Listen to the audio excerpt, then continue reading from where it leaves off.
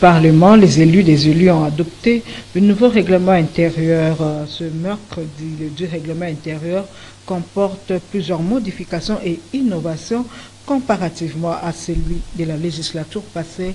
Le point dans ce reportage.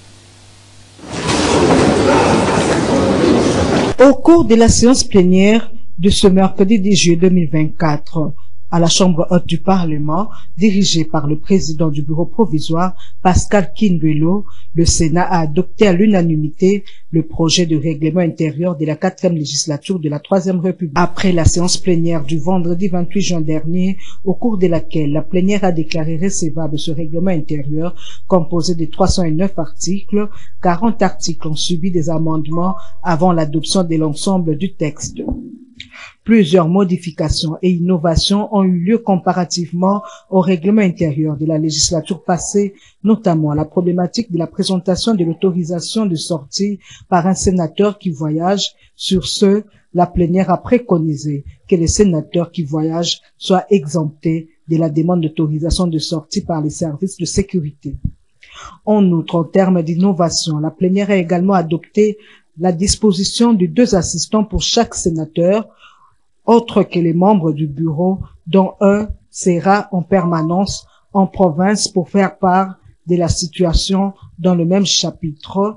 La plénière a également adopté l'article conditionnant l'accès au sein du Palais du Peuple, siège du Parlement, par le port d'un badge identifiant chaque personne qui y entre.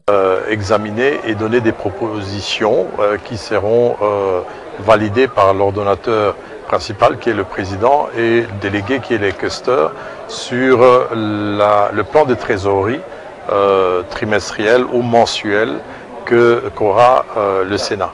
Article, bien entendu, les articles amendés. Et je suis parti de la constatation selon laquelle il y a quand même un certain nombre d'innovations, notamment quand vous interrogez le règlement intérieur de la législature passée, un sénateur n'avait droit à un assistant parlementaire, mais aujourd'hui, un sénateur peut avoir 2 assistants.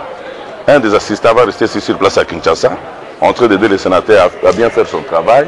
Un autre assistant sera logé au niveau de la province pour essayer d'avoir toutes les infos précises et aider le sénateur à bien faire son travail. Voilà les quelques innovations que nous avons vues. Il y a aussi la révision à la baisse, sensiblement à la baisse des émoluments des sénateurs. Ça, il faut le dire, parce que les gens ont beaucoup rimé autour de la question.